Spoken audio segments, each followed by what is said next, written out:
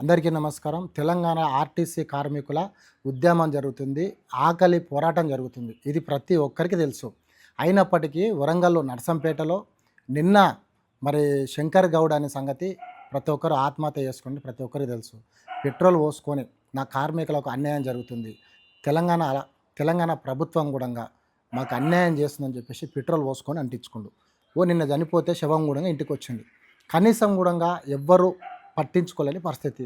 ప్రభుత్వం గూడంగా మరి కార్మికులు చనిపోతురు, ఒక పక్క పాయిజన్ తాగి ఆత్మహత్య చేసుకుంటురు అని చెప్పేసి ప్రభుత్వం గూడంగా దిగొస్తలేదు. కనీసం కార్మికులకు గూడంగా ఏం చెప్పలేని పరిస్థితి.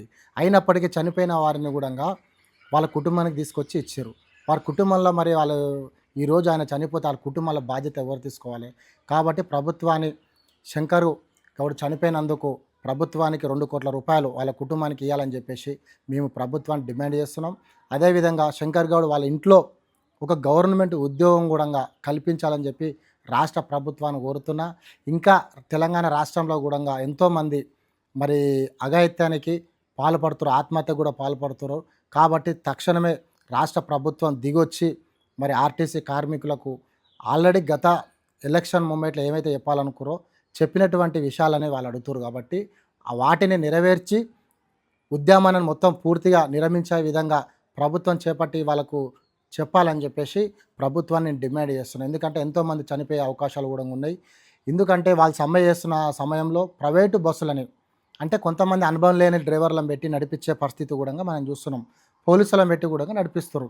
ఇప్పుడు నిన్న మన తాండూరు నుంచి హైదరాబాద్కు వస్తుంటే ఈరోజు టిప్పర్ని గుద్ది 25 మంది స్వల్ప గాయాలైనవి. ఒకవేళ చనిపోతే మరి ప్రభుత్వం వారి పైననే మరి ఇది చాలామంది ప్రభుత్వం పైన పడుతుంది, ఒత్తిడి జరుగుతుంది. కాబట్టి ఎవరు చనిపోకుండా కూడా ప్రైవేటు అనుభవం లేని డ్రైవర్లను కూడా పెట్టి నడపొద్దని చెప్పేసి నేను ప్రభుత్వాన్ని కోరుతున్నా. ఎందుకంటే కార్మికుల పుట్టగొడత కూడా నెక్స్ట్ రాబోయే రోజులలో కూడా కార్మికులకు మరి మనకు స్పందించే విధంగా కూడా రాష్ట్ర ప్రభుత్వం వెంటనే దిగొచ్చి వారి పైన వాళ్ళకు ఇచ్చినటువంటి హామీలను నెరవేర్చాలని చెప్పేసి నేను ప్రభుత్వాన్ని డిమాండ్ చేసి కోరుతున్నాను. Okay, thank you.